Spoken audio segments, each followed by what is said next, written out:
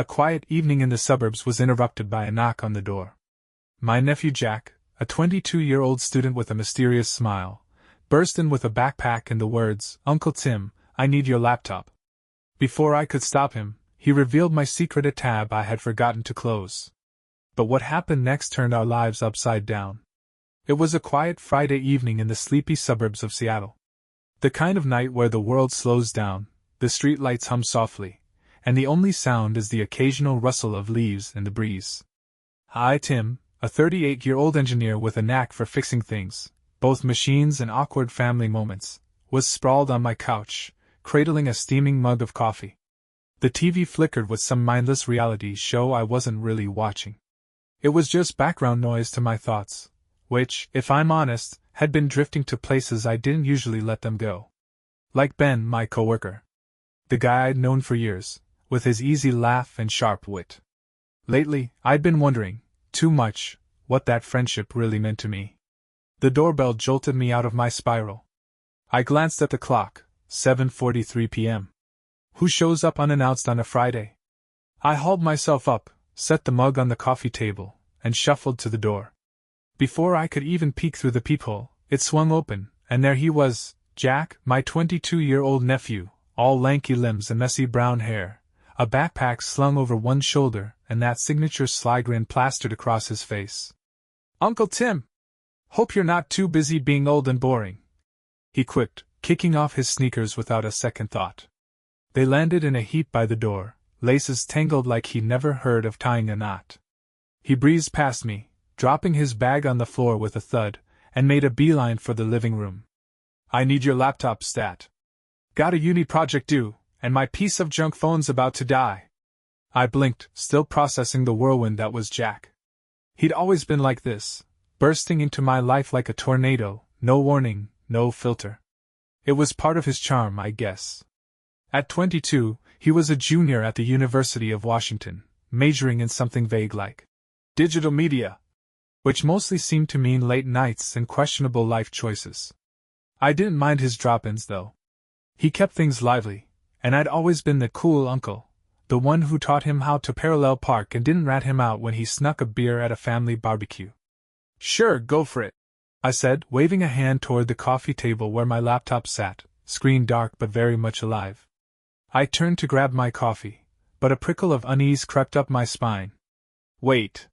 The laptop. I hadn't closed, oh no. My stomach lurched. I'd been Googling stuff last night. Dumb stuff. Personal stuff. How to tell if your straight friend is curious.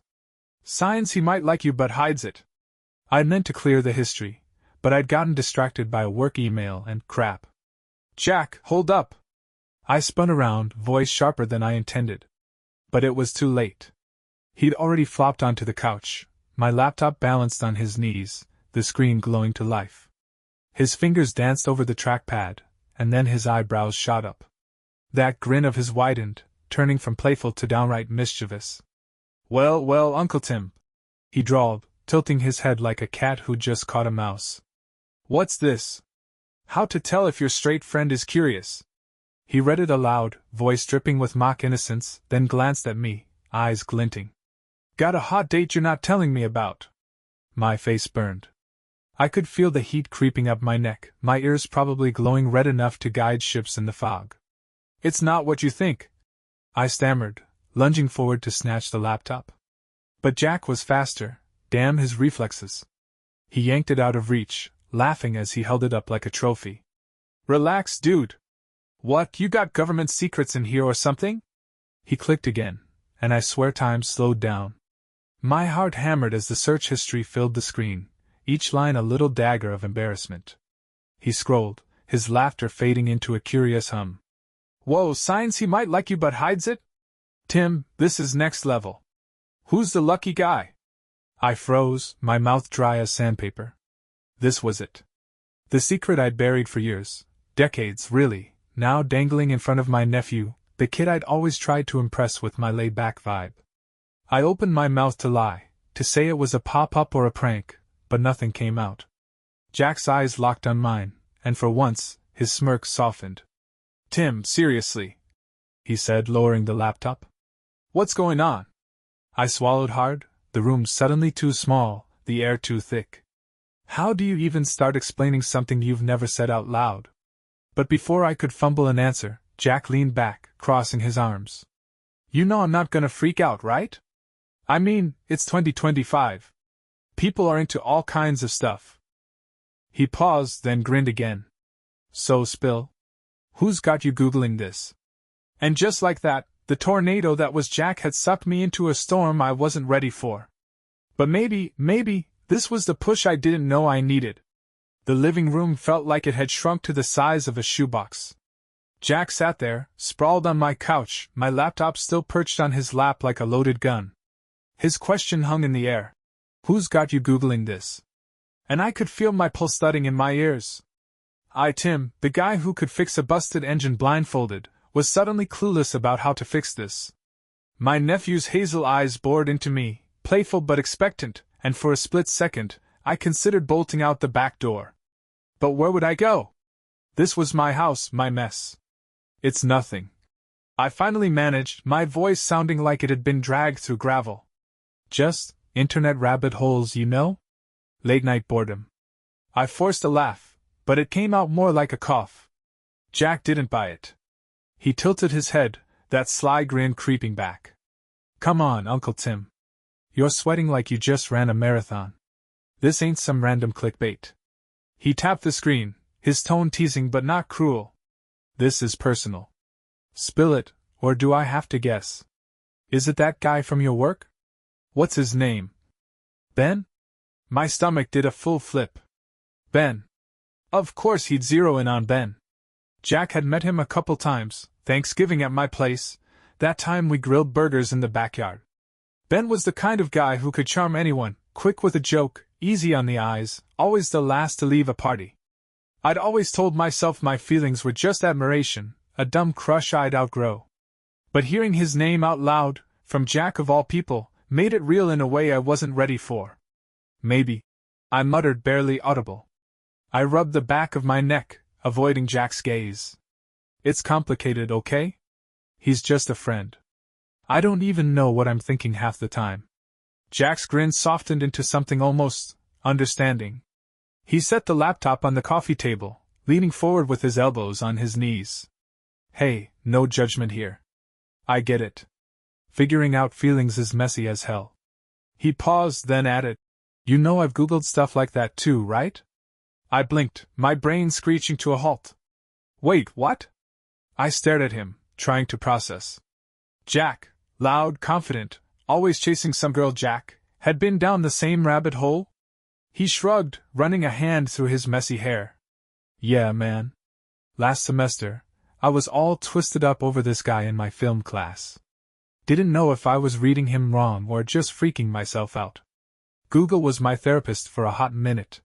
He chuckled, but there was a flicker of something vulnerable in his eyes. Still don't have it figured out, but I'm not losing sleep over it anymore. I sank into the armchair across from him, my coffee forgotten. You're serious? I asked, still reeling. Jack nodded, and for the first time that night, I saw past the bravado. He wasn't just the cocky kid who'd once hotwired my lawnmower for a dare. He was 22, navigating his own chaos, and somehow, that made my own mess feel less suffocating. So, he said, leaning back with a smirk. Is it Ben or what? 'Cause if it is, I'm calling it, he's into you too. Guy looks at you like you hung the moon. My face flared red again. Jack, stop. It's not like that. He's straight. I think. I don't know. I groaned, burying my face in my hands. This is why I don't talk about this stuff. It's a disaster. Jack laughed, loud and bright. Dude, you're overthinking it. Straight, not straight, who cares? People surprise you. He grabbed a throw pillow and chucked it at me. I caught it, glaring, but he wasn't done. But real talk, Tim, if you're into him, you should say something. Life's too short for what-ifs.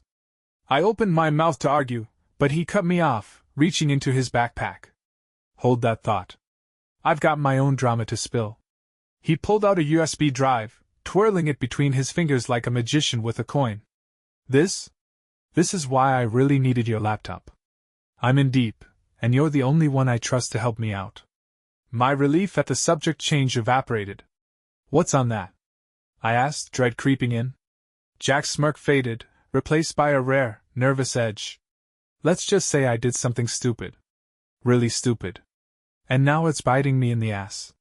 He plugged the USB into the laptop, his fingers hesitating over the keys. You in? I stared at the screen as it lit up again, my gut telling me this night was about to get a whole lot wilder. Jack had a secret of his own, and whatever it was, we were in it together now. The glow of the laptop screen cast sharp shadows across Jack's face, making him look older than his 22 years. He just plugged in that USB drive, his words. I did something stupid. Echoing in my head like a warning siren. I, Tim, sat rigid in the armchair, my coffee long gone cold on the table. The cozy suburban vibe of my Seattle living room had evaporated, replaced by a tension I could almost taste. Jack's usual cocky grin was nowhere to be seen, swapped for a tight-lipped grimace as he clicked open a folder labeled "Back Up." "All right, Uncle Tim," he said, his voice low, like he was afraid the walls might hear. "You're gonna want to brace yourself for this." The screen filled with files, screenshots, text documents, a blurry photo of some guy I didn't recognize. My stomach nodded. "What am I looking at, Jack?" He exhaled hard, leaning back on the couch. "I screwed up. Big time. You know how I said I needed your laptop for a uni project? That was half true." He rubbed his face with both hands, then met my eyes. "I hacked into the university's grading system. Changed a couple scores. Mine, mostly. Thought I'd covered my tracks." I stared at him, my brain struggling to catch up. "You hacked the system?" My voice cracked, louder than I meant it to. Jack winced, nodding. "Why the hell would you do that? You're smart, Jack, you don't need to cheat." "It wasn't about smarts," he snapped, then softened. "It was this stupid film production class. I bombed the midterm, legit bombed it, like 42%. If I failed, I'd lose my scholarship. Rent's already killing me, and Mom can't help. I panicked, okay? Figured I could bump it to AC and no one notice." I ran a hand through my hair, trying to process. Jack, my reckless, brilliant nephew, had always pushed boundaries, sneaking out at 16. That time he borrowed my car keys for a joyride. But this was next level. "So what's the problem?" I asked, dreading the answer. "You said it's biting you in the ass? Someone caught you?" He nodded, pointing to the blurry photo, a guy with dark hair and a smug smirk, maybe 20-something, standing outside what looked like a campus building. "Meet Caden. Caden Pierce. He's in my class. Total sleaze. Caught me logging out of the admin portal on a lab computer. Must have been watching me for days. Now he's got proof, screenshots, timestamps, everything." My chest tightened. "He's blackmailing you." It wasn't a question. Jack's silence confirmed it. He clicked open a text file, and there it was, a message from Caden, cold, and to the point. $500 by Monday, or I send this to the dean. Your call, hacker boy. The timestamp was yesterday. $500? I said, incredulous. You don't have that kind of cash lying around. I know. Jack's voice broke, frustration spilling out. I've got, like, $80 in my account, and my next shift at the coffee shop isn't till Wednesday. He's got me cornered, Tim. If this gets out, I'm expelled. Maybe worse, legal stuff. I don't even know. He looked at me, eyes wide with something I hadn't seen in him before, fear. You're good with tech. I thought maybe you could. I dunno, help me erase it. Cover it up? I stood up, pacing the room. My mind raced. This wasn't just dumb kid stuff anymore. This was a crime, and Jack was asking me to be an accessory. Jack, I'm an engineer, not a hacker. And even if I could, that's not the answer. You'd just dig yourself deeper. I stopped, facing him. What's he got on you, exactly? Just the hack? Jack hesitated, his fingers drumming nervously on the couch. Not just that, he mumbled. He's got other stuff. Personal stuff. He opened another file, a screenshot of a chat. My eyes skimmed it, Jack messaging some guy named Eric. Flirty, private, the kind of thing you don't want anyone else reading. Caden snagged this too. Says he'll leak it if I don't pay. Make me the campus joke. The room spun. Jack's secret wasn't just the hack, it was him, laid bare, vulnerable in a way I hadn't expected. I thought of my own search history, still glowing on that damn laptop, and suddenly our messes felt tangled together. So he's not just after money, I said quietly. He wants to ruin you. Yeah, Jack whispered. And he's gonna, unless we stop him. He looked up, desperate. What do we do, Tim? I clenched my fists, anger bubbling up, not at Jack, but at this Caden creep. My nephew was in over his head, and I couldn't just sit there. But how do you fight a blackmailer without breaking more rules? The clock was ticking, and I had no idea what came next. The clock on my living room wall ticked past 9 p.m., but time felt like it was moving in slow motion. Jack sat hunched on the couch, the laptop open with Caden's blackmail message glaring back at us. $500 by Monday, or I send this to the dean. My Seattle suburban home, usually a haven of quiet, now felt like a pressure cooker. Tim paced the hardwood floor, my mind spinning between fury and fear. Jack's confession, hacking the university system, the personal chats with Eric, Caden's threat to expose it all, had turned this Friday night into a nightmare I couldn't wake up from. Tim, say something, Jack pleaded, his voice tight. He'd pulled his knees up, hugging them like a kid waiting for a scolding. At 22, he was still that reckless nephew I'd bailed out of dumb scrapes, but this? This was a cliff edge, and he was teetering. I stopped pacing, hands on my hips. What do you want me to say, Jack? That I can magically fix this? Caden's got you dead to rights, screenshots, chats, proof. You're asking me to, what, hack him back? That's not how this works. My tone was sharper than I meant, but the weight of it all was crushing me. I wasn't just mad at him. I was mad at myself for not seeing how deep he'd sunk. I know it's bad. He shot back, eyes flashing. You think I don't get that? I messed up, okay? But I can't lose everything over this. My scholarship, my degree, my life. Caden's a jerk. He'll ruin me just because he can. He pointed at the laptop. Those chats with Eric, that's private. If he leaks that, I'm done. I took a deep breath, trying to steady myself. The chats. That hit close to home. My own secret, those late-night Google searches about Ben, still lingered on that screen, tying us together in this mess of hidden truths. All right, I said softer now. Tell me everything. What's Caden's deal? Why is he doing this? Jack rubbed his eyes, exhausted. He's in my film class. Always bragging about his rich parents, acting like he owns the place. I think he's jealous. My project got better feedback than his last month. He saw me in the lab, must have figured I was up to something. Now he's playing kingpin. He swallowed hard. He texted me today. Wants the cash dropped in his dorm mailbox by Monday, or he emails the dean and posts the chats online. My jaw clenched. He's not just blackmailing you for money. He's humiliating you. I sat down across from him, the coffee table a flimsy barrier between us. How much does he know about Eric? Jack's face flushed. Enough. Eric's a friend, maybe more, I don't know. We've been texting a lot. Caden's got bits where I say stuff. Flirty stuff. If that gets out, it's not just a hack. I'll be the guy who got expelled and outed. I'm not ready for that. I nodded, feeling a pang of recognition. Not ready. I knew that fear too well. Okay, I said, leaning forward. We're not paying him. That's step one. You give in now, he'll just keep coming back. We need to stop him, but it's gotta be clean. Jack's eyes widened. Clean? Like what, call the cops? Tim, I hacked the system. They'll arrest me too. Maybe, I admitted, my mind racing. But I've got a buddy, Mike, on the force.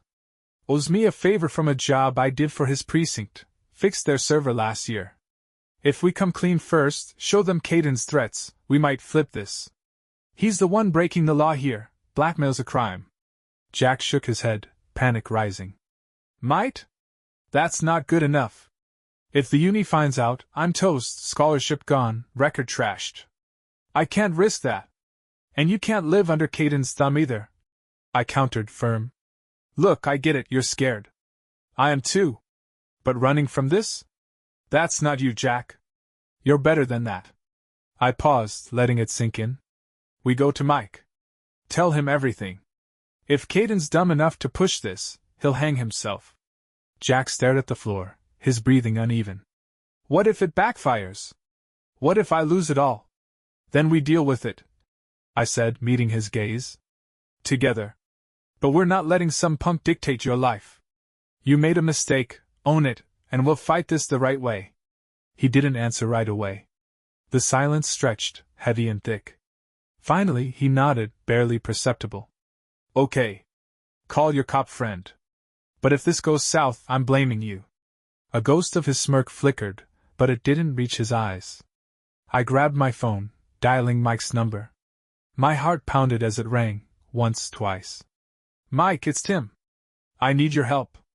It's urgent. As I explained, Jack watched me, the USB drive clutched in his hand like a lifeline. Monday was 2 days away, and Caden was out there, waiting. We had one shot to turn this around, and I prayed it wouldn't blow up in our faces. Sunday morning sunlight streamed through my living room blinds, but it did little to ease the knot in my chest. I, Tim, hadn't slept much. Neither had Jack. We'd spent half the night hashing out our plan with Mike, my cop friend, who'd grumbled about being dragged into family drama, but promised to help. By 8 a.m., we were at the precinct, Jack clutching that USB drive like it was his last lifeline. At 22, he looked smaller than ever, his usual bravado stripped away as we sat across from Mike in a cramped office that smelled of stale coffee and ink. All right, Mike said, leaning back in his chair, his badge glinting under the fluorescent lights. Let me get this straight. You hacked your university's system, kid, and now some punk's blackmailing you over it. That the gist?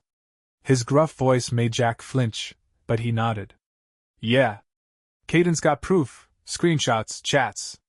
Wants $500 by tomorrow, or he'll send it all to the dean. Jack's voice trembled, but he kept his chin up. I know I screwed up. I don't want him to win. Mike glanced at me, one eyebrow raised. And you're vouching for him, Tim? I nodded firm. He's a good kid who made a dumb call. Caden's the one escalating this. Mike sighed, tapping his pen on the desk.